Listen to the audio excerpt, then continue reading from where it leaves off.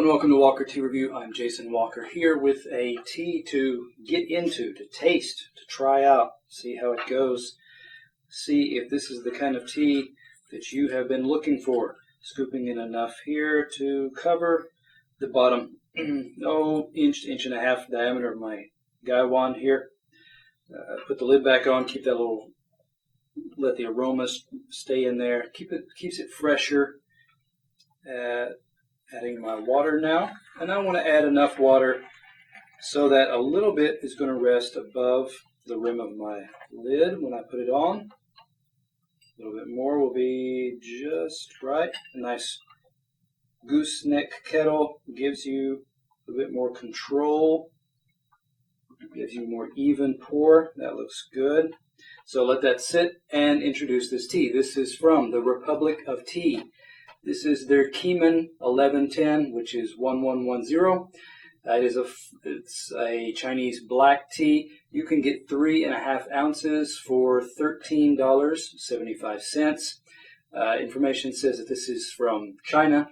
We're going to go. I'll talk a little bit about the dry leaf, the wet leaf, and the liquor here to see if it has the characteristics of. Now, there's the proper Keemun area of Anhui province.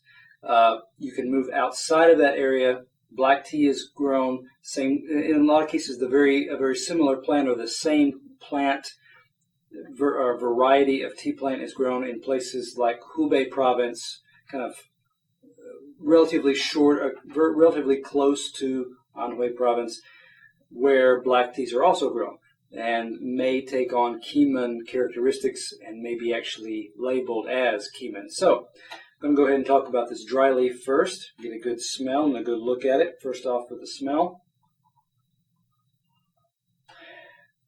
Keemuns have degrees of quality, and the higher you go, you can often find aromas like cocoa powder, a bit of a stone fruit, kind of cherry-like aspect to it.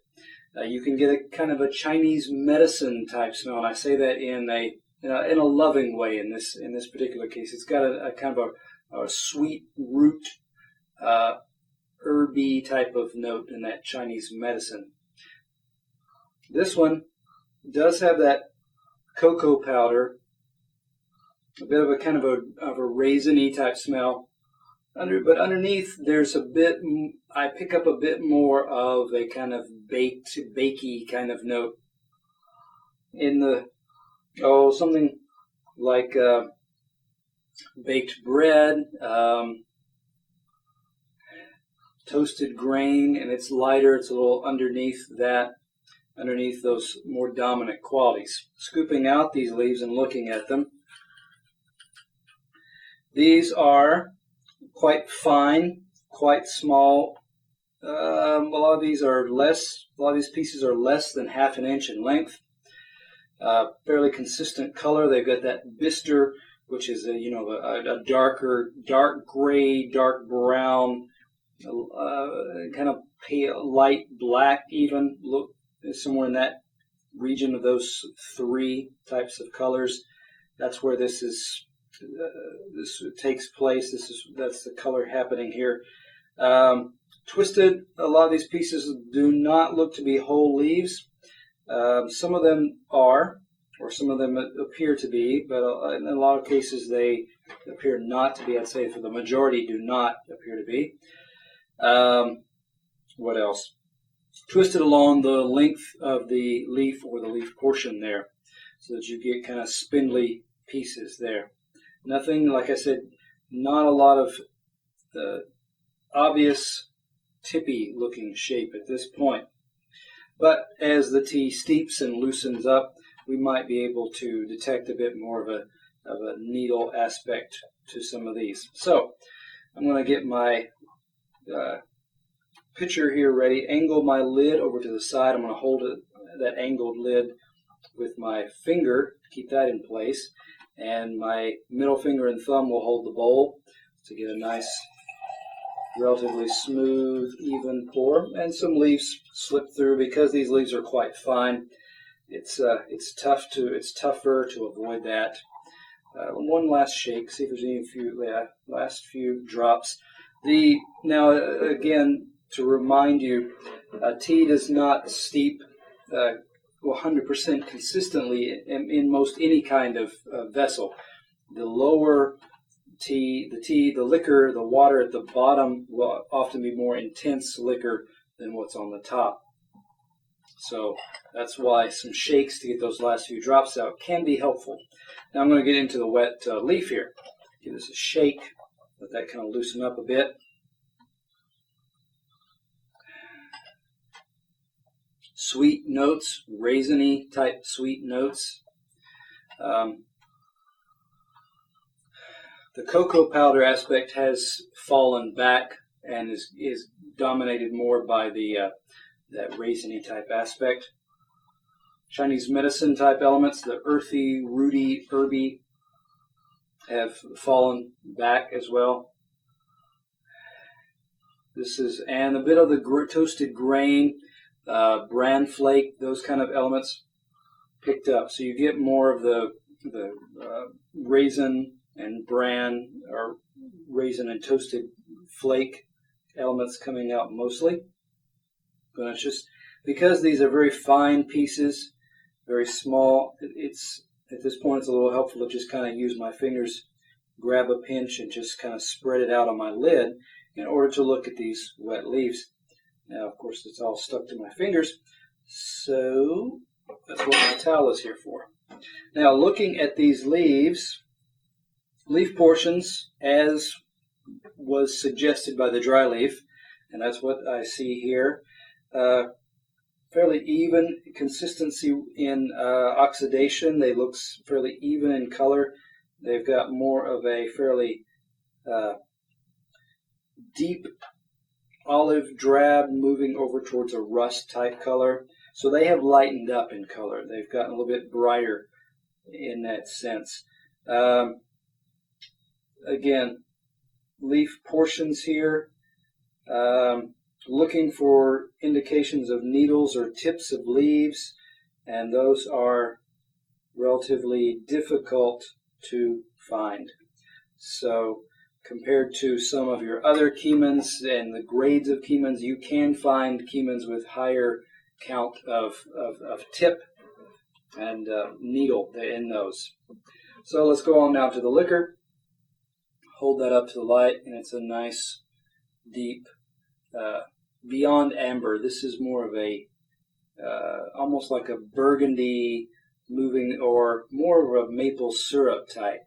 It's a bit of a deep amber type of brown here. Give that a pour. Smell. Nice. Again, moving a little bit back towards the stone fruit, a little bit more of a cherry type, roasted cherry, baked cherry going on. Still the raisin in there as well. A bit of the bran, toasty grain kind of smells. Hints of the cocoa powder picking up more now as it kind of cools and I smell a little bit more. Looking in the cup, a nice even color, nice brightness there too.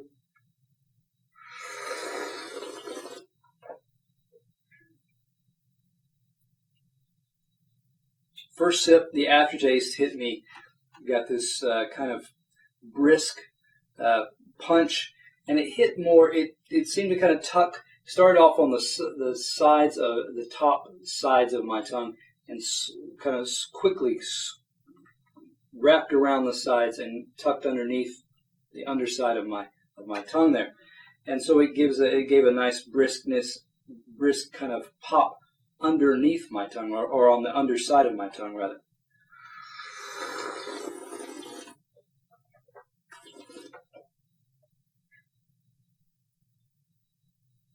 Aromas, taste, you get a bit more of the molasses type of sweetness there, a bit more of the combined with the cocoa powder. Now that's starting to kind of pick up more in the aftertaste, a bit more of a and again with that astringency, that kind of powdery type feel along with a bit of a cocoa powder, something that's along the lines of maybe a dark chocolate kind of a sensation or experience.